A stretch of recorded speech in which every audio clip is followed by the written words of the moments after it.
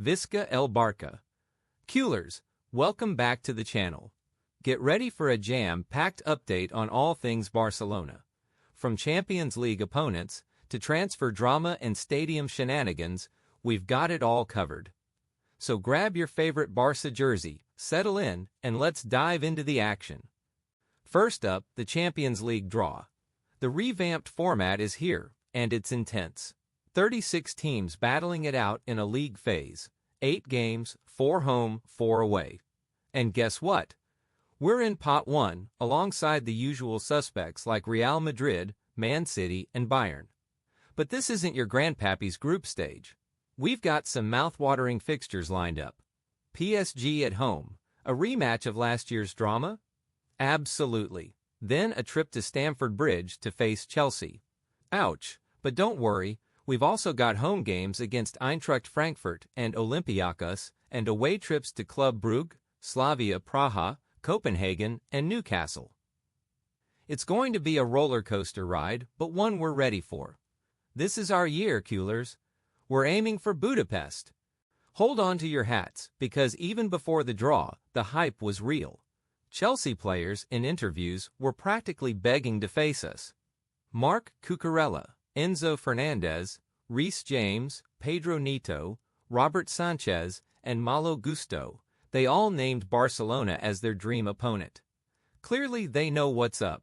They know the quality we possess. The fear is real. It just goes to show the respect, and maybe a little fear, that Barca commands across Europe. Let's show them what we're made of. Now for some transfer talk. Chelsea's interest in Fermin Lopez has been heating up. Initially, there was talk of a €70 million move. But Barcelona have slammed the brakes, raising the price to a whopping €90 million. They're clearly sending a message. Fermin isn't going anywhere unless the offer is simply too good to refuse. Hansi Flick and Deco are not letting one of their key players leave that easily. And with Chelsea reportedly unwilling to go beyond €69 million, this transfer saga seems to be cooling down. But wait, there's more on Fermin. Chelsea's pursuit might be intensifying again. Tottenham Hotspur snatched Xavi Simons, another target for the Blues, leaving them looking for alternative options. This could push Chelsea to up their bid for Fermin. They're reportedly willing to go up to €65 million. However, Fermin's close circle expects him to stay at Barcelona. The final decision is his, but it looks like he might be staying. Culers, this could be big for our financial fair play situation too. Let's talk about Camp Nou, our magnificent home. Our first home game against Valencia is looming, but there's some uncertainty around the venue. Construction delays have created some issues, and the city council has flagged some problems. While we were hoping to return to Camp Nou, it might not be ready in time. There are backup options, but none are ideal. Valencia's coach, Carlos Corberán, is wisely focusing on their next game, avoiding comment on our stadium situation for now. Let's hope we can get it sorted soon. From the first team to La Masia, Hector Fort, Jean Vergely, and Andres Cuenca have all been called up to the Spain U20 squad for a training camp and upcoming friendlies, as preparation for the U20 World Cup in Chile. This is fantastic news for these young talents, even as their futures at Barcelona remain uncertain. Vergely is on the verge of moving to Mallorca, Fort might also move, and Cuenca might stay with the Barca B team. Let's cheer them on. The controversy continues. La Liga's proposal to play the Villarreal versus Barcelona game in Miami has sparked outrage. UEFA President Alexander Ceferin has voiced his strong opposition, stating that European teams should play in Europe. He's not happy about it, and neither are many fans.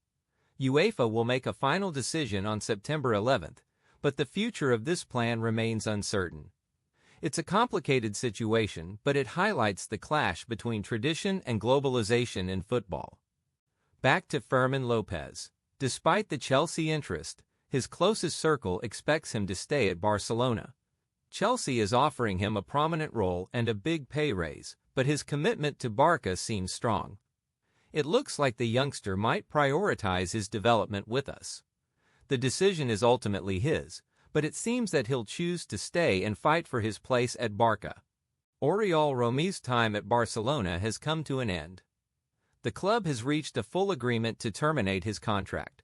This frees up around €4 million in financial fair play margin, which is crucial for registering some players before the weekend. He's now a free agent, with interest from clubs in La Liga and MLS. Thanks for your service, Oriol.